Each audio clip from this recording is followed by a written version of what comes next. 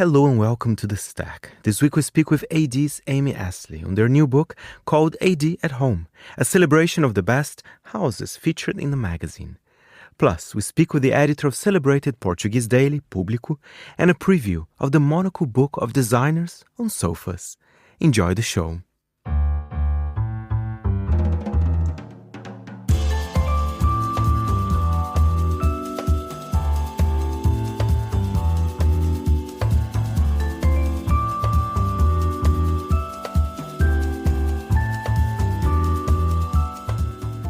From Midori House in London, this is The Stack, 30 minutes of print industry analysis, and I am Fernando Augusto Pacheco. We start the show with an interview with Amy Astley, Global Editorial Director for AD and Editor-in-Chief of AD US. Most recently, she published her 100th print edition. She undeniably brought a zesty approach to the celebrated magazine. She is also publishing AD at Home, a hefty book celebrating the best homes and personal spaces featured in Architecture Digest since she started. Here is Amy with more. What I tried to do with AD when I started 9 years ago is to make it something that was relevant and part of pop culture, had some buzz and a sense of excitement and surprise, who's going to be next on the cover, and just to sort of surprise and delight people so they don't know what to expect. I think when they kind of feel like, oh, I know what AD is, it's this Bible of interior design and architecture, then they might not feel that it's so, compelling. But I wanted people to be really curious what we would do every month. So basically, what I've worked on in my tenure at AD, as I said, 9 years, is making it a digital product and not just a print product, meeting the audience on many platforms, and being attached to our culture and being a talking point for people, and not just sort of a portfolio of architecture and good design. And you've been a game changer with things like video, for example, which is a big part of what AD does, right? Video is a huge part of our story. It wasn't when I started here, but I felt that it was another way to make the houses come alive and the homeowners come alive. Open Door, our very first one was with Robert Downey Jr., although I dipped a toe in it prior to that with Faith Hill in a story that was already in the works when I arrived at AD in 2016. And I saw that videos of prominent people could be really exciting for the audience. There's a built-in curiosity factor if it's somebody you know, as opposed to just an anonymous person showing their home. And also, these entertainers are great on the camera. They're pros and they know how to make a great video. So the whole thing is entertaining and fun. And it works on so many levels. It works on design and architecture, but also in celebrity and pop culture. And I think as a moment of escapism and fun and hopefully inspiration for people too. So Open Door has been a huge video franchise for us, but we have many other videos on our YouTube channel also. And all those big stars, they're so proud, I feel, to show that, we have good taste. We have a unique house. It's definitely, AD never features anonymous houses. I don't know if I can frame it that way. There's always a personality to that house, right? You know what, Fernando, we do occasionally show an anonymous house, but only if the design is so outstanding that we think it speaks for itself without a homeowner. But you're absolutely right. It's more fun to see who lives in the house, for sure. Obviously, if they're famous, as I said, because you have a built-in curiosity about them. But we show lots of homeowners who are not famous people, but we show them at home, their dogs, their cats, their kids, and how they live in the house. And I just think it brings it to life so that it's not like a cold portfolio that looks sort of to the trade. And let's talk about this massive project that's just been released, AD at Home, which is basically a selection of all the amazing houses you feature in the last 9 years plus. So tell us about it. It's 500 pages. It's a hefty tome. It's a beautiful product. Our last book came out in 2019 and it was AD at 100. So it was celebrating our 100th anniversary. And it obviously looked back at the archives of 100 years. So there were mainly projects that I didn't produce in that book. I felt, 5-6 years later that it was time for a book that just showed my own work from my 9-year tenure here. And my main message at AD, as we've already talked about, AD is about people. And I really wanted it to be about people at home, interesting people at home, and, unconventional ideas about how to live, not the same people with sort of good taste, but new ideas and people who maybe were unexpected in AD, because I think it's sort of the kiss of death in a creative sense if people know what you're going to do before you do it. I think the role of an artistic person or creative person is to surprise and illuminate. So the people are so important. And I felt that this book should be about great people at home. I mean, it's a simple premise. AD at home, it's all people at home. There are, as you said, no anonymous houses, no museums, no architecture. It's not about a garden. It's always about a home with someone interesting in it. And many of the people are prominent in the book. It's true, whether it's RuPaul or it's Julianne Moore, Marc Jacobs, Dakota Johnson, but there are also artists who are not household names unless you're in the art world, like Walton Ford and Urs Fischer, who are very famous in the art world, but not so much to the general public, And we also have some designers at home, and they're, again, well known within the design world, but not necessarily in a larger way. So I wasn't prescriptive about only super famous people or only Hollywood celebrities. I wanted it to be fascinating, creative people in their own environment and in an environment that was memorable. We had the artist Mariko Mori in Japan, and it's like a white bubble on the edge of a cliff. And it's one of the most memorable houses in AD's ever published. And I agree what you said. I mean, of course, you have these amazing names you said, but even reading one of your most recent issues, the September issue, which is kind of the style edition, there were some people that I did not know, but I said, oh my God, they have amazing taste in their houses. So it actually works as the opposite. You actually learn more. Then you want to find out more about the person actually that's being featured and their home as well. Right. Yes, that's right, Fernando. Right. This September issue had Kelly Klein, who was married to Calvin and is a very glamorous, fabulous woman and was a real it girl of the 90s. We had her home and readers loved seeing that. Jordan Roth, who's a real figure in the theater and fashion worlds, at home with Richie Jackson, his husband, in an incredibly lavish, beautiful, art-filled townhouse. Wes Gordon from Carolina Herrera, right? There were just incredible people and great houses. And I love it when people say they remember the person and they remember the house. And of course, AD at home, I mean, you're busy. I think AD, there's always amazing new projects, but what's coming up ahead this year? I know there's also the most recent issue, which is about city living. And I am a city boy at heart, I have to say. So country is good, but I like to live in a big city. I think, if people are lucky enough to have a bit of both, that's sort of the ideal balance. I mean, I can't speak for everyone, but a bit of country and a bit of city seems so dreamy. And if you're lucky enough to have that. So we cover both ideas of living. And I think they're both sort of a fantasy for people. But as far as what's coming next, I'm working on the big January AD 100 issue. And I can't give anything away, but I always try to save a lot of projects for the issue that I think are jaw droppers, or we call them the big wow. Again, I'm always looking for imagery that will feel sort of, hopefully unforgettable, memorable, because we're all saturated with so many images in our modern life. I mean, they're flying at us on our phones all day. And I hope that AD's imagery makes you stop and look and learn and think and feel and remember it. We put so much effort into photographing and documenting the homes. Obviously, the homeowners do put so much effort into their homes too. And that's really my goal, is that it just doesn't feel throwaway. And the book is sort of an ultimate expression of that. Obviously, it's a big, hefty tome, like you said. It's 500 pages. It's very heavy. It's a keeper. And it's a place to collect all this documentation of all these amazing people and the environments that they have created that are truly one of a kind.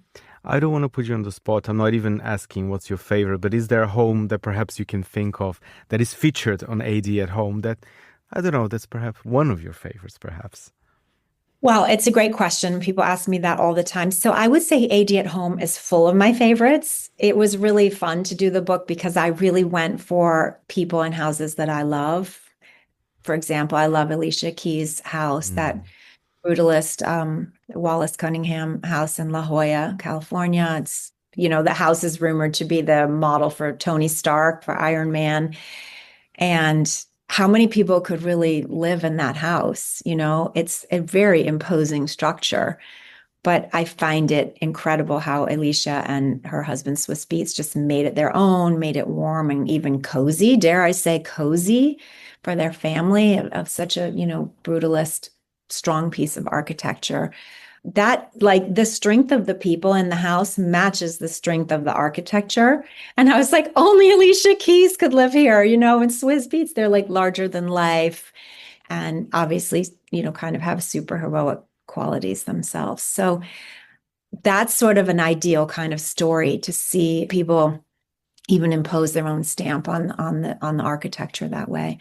I do love the photographers Inez and Vinood, who are well known in the fashion industry. Again, not really household names for average people, but I find that what they do with their architecture and interior design is so influential in a larger way. Their loft in New York City was in AD just prior to my tenure. And then I shot their house in the Hamptons, which is in the book, and was also a cover of AD.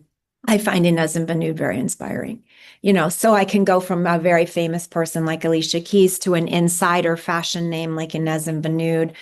And by the way, I think that their homes have set so many trends. I mean, like the huge Noguchi lanterns, the pale pink sofas, the quirky little statement chair. They have very, very wide plank floors in both of their homes. Japandi, I would say, like a mixture of Scandinavian and Japanese. They use a lot of Joseph Frank, which is a Swedish brand. They use the fabrics. And I think the way they mix it all up, it's inspiring. It's been influential for me in my own eye and my own taste at home. But I think that they've had a real impact on how decorators approach spaces.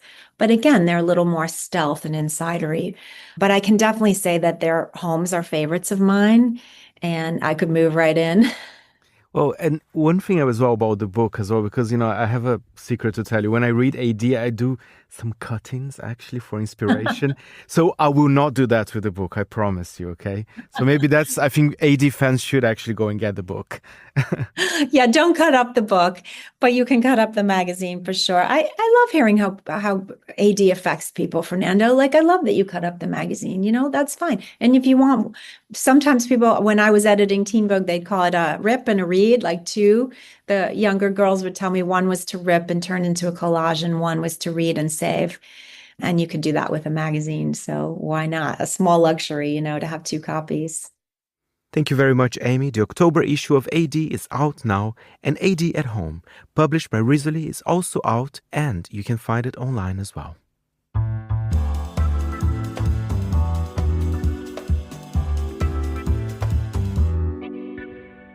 Last week I've paid a visit to Lisbon to celebrate the launch of Monocle's new fragrance in collaboration with Klaus Porto.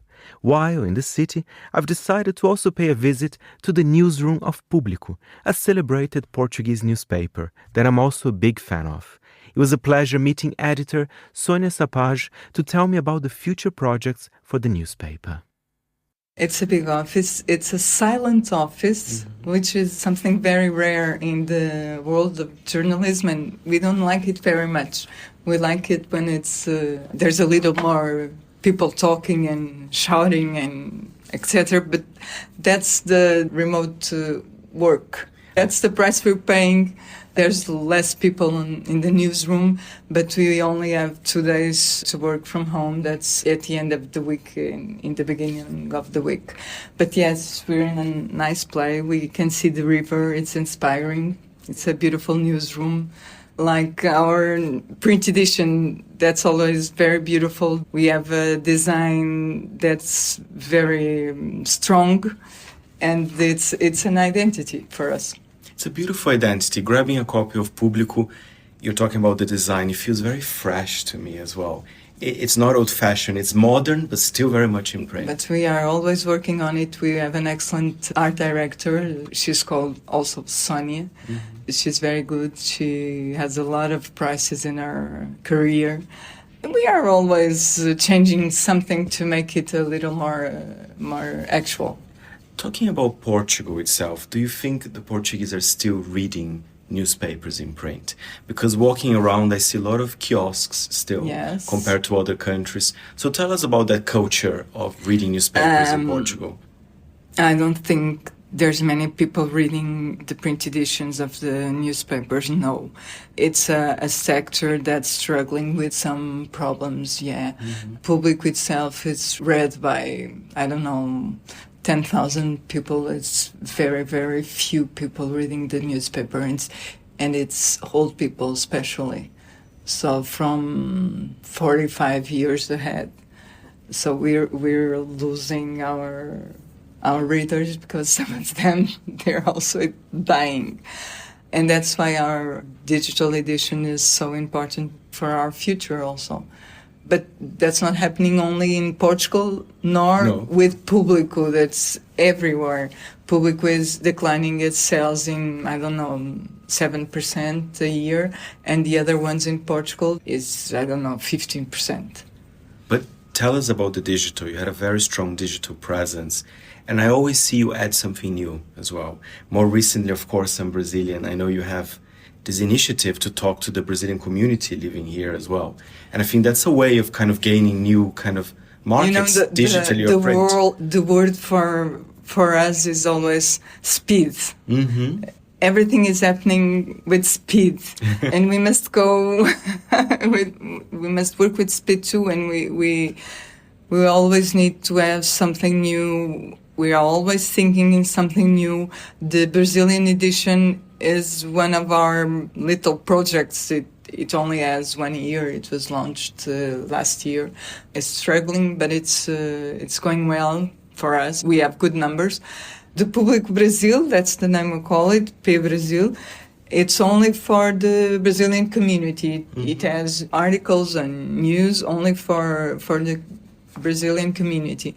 But we are also working in an app that's called Gen P, Generation Público, and it's an app for young people from 15 to 20 years. It's not Gen Z, it's Gen P. I like that. Yeah, I like that. It's something where you can go and see the news, the most relevant news of the day.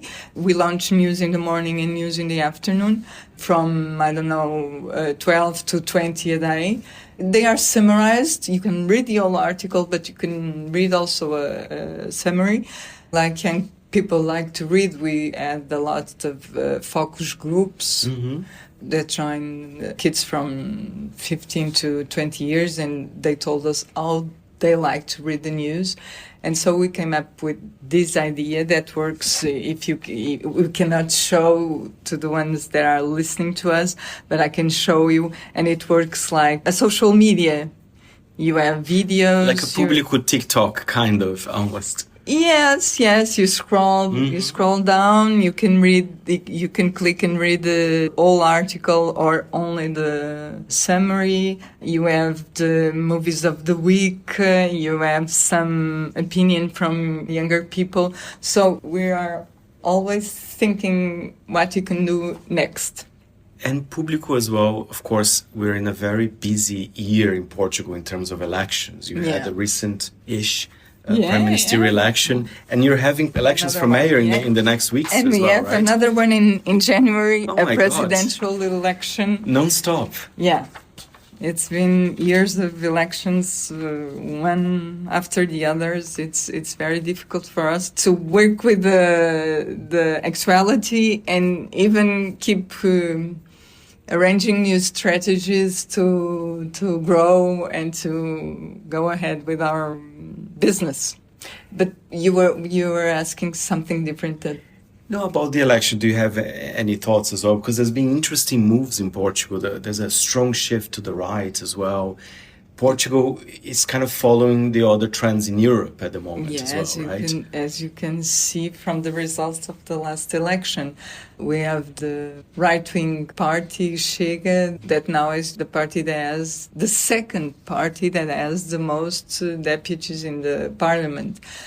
So the right wing came to Portugal. It took some years, but it's here. And it's something that it's a challenge to us every day. I can imagine. And finally, Sónia, I know you're very busy editor-in-chief of Público here. What can you say about Público in the next months or the next year? Are you optimistic? I mean, because you're showing me new projects, GMP, you're showing me... We are always optimistic, or else we I like that. I don't know.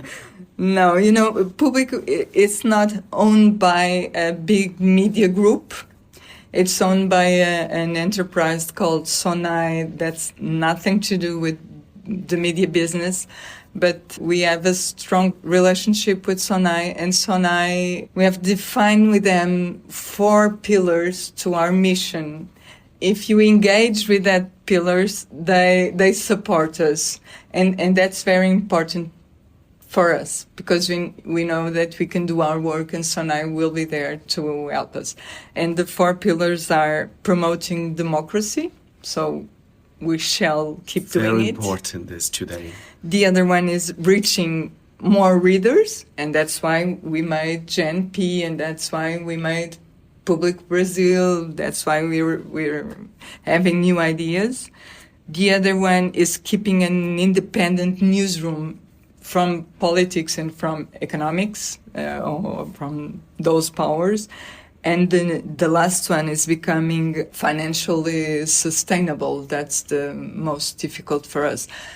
But we are always working on that, and I don't know what's going to happen in the next year, but we have a strategy for the 3 years ahead, for 2028, and that's going to bring a lot of changes in our newsroom. And one of the things we are changing is we're shifting from the importance of the page view to the importance of the attention the reader gives to us. So minutes of attention, quality reading. And I think that's going to make a big difference in the way we must work. We know that the public, the readers are changing from one platform to the other. We know they are now changing for video and audio, and we'd like to accompany that. So that's what we including are going podcasts. to keep. Yeah, that's what we'll keep doing the next, 2-3 years. I came yesterday from an innovation hub for media from Dublin, and Público is ahead with the biggest ones, and that's very good for us to see. We're not getting behind. We're smaller, but we're working hard and working well. Thank you, Sónia Sapage there. And for more information on Público, go to publico.pt.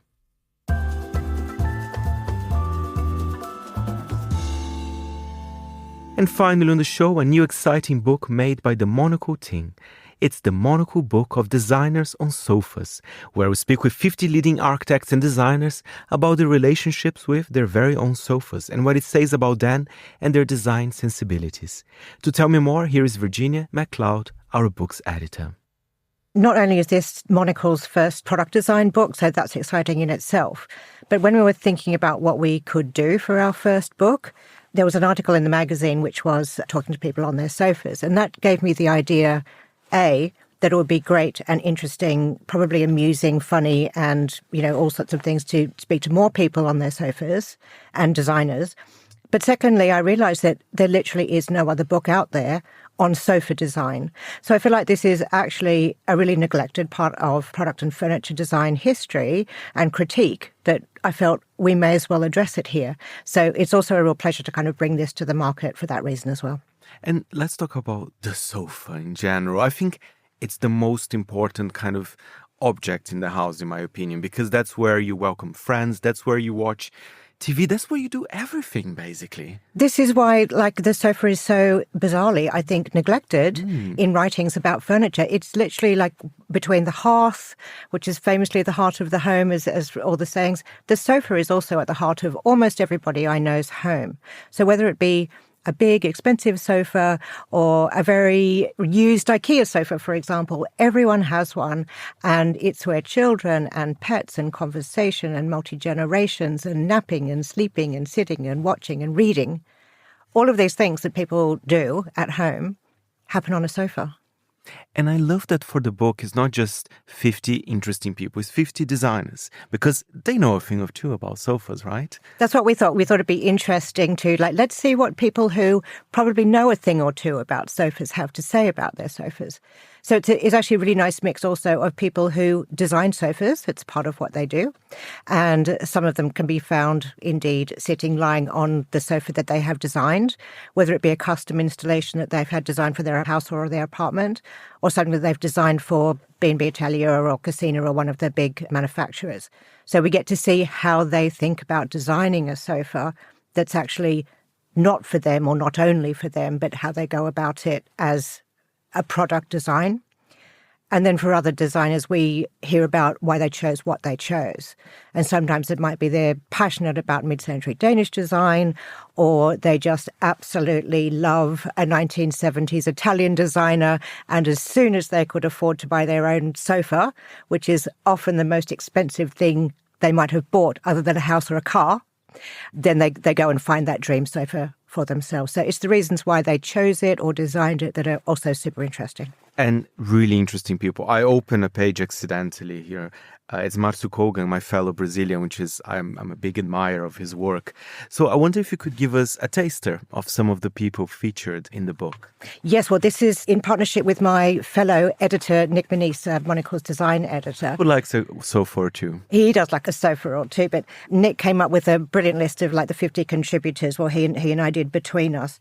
So I'm really amazed and, well, very happy and proud that we really do have some of the best architects and designers in the world on this list. So we have Ini Arkebong, based in Switzerland. We have Patricia Urquiola, now, one of the best furniture designers in the world working today. We have Farshid Musavi, one of the best British architects today. Yinka Alori, Jay Osgoby of Barber and Osgoby. Lovely to chat to Jay and find out about how his children were born on their Jasper Morrison sofa, which he talks about in his piece. Naoto Fukasawa from Japan. Ilse Crawford, who could, want for better on their list. Daniel Libeskind, Tatiana Bilbao. Gosh, what a list. It's a who's who. So I'm super proud of the list, and it's so interesting that people were so happy and generous to give us their time to not just be photographed for the book, they're all original portraits, but take the time to talk to us about their families, their lives, and their sofas. What's your sofa like? You don't need to tell me the brand, but how do you like your sofa? I do like my sofa. If I could have, if it was an open question of what would I have if I could pick my dream sofa, it probably wouldn't quite be it. But it's a very useful, practical sofa bed, because I live in a one-bedroom apartment and I have people visiting me from Australia, from New York, from out of town all the time. So it's a very hardworking, very comfortable little two-seater sofa bed. And a quick one for you, Virginia. Of course, this book just came out now. You are a busy woman. Is there anything that's coming up that people should be excited for Monocle? Something that we are allowed to say here? Well, I am very excited that the next in the series of Monocle travel handbooks will be Thailand, which will be published in April next year. Thank you, Virginia. You can pre-order your copy of the Monocle Book of Designers on sofas now. And the book is out on the 10th of October. And that's it for this week's show. My thanks as ever to our editor, Jack Juris. Any comments or queries, feel free to write to me, Fernando, at fp@monocle.com. And remember, we're back next Saturday at 10 a.m. London time. Meanwhile, you can always listen again at monocle.com and subscribe to the show on Apple Podcasts and Spotify. You've been listening to The Stack. I'm Fernando Augusto Pacheco. Until next time, it's goodbye from me.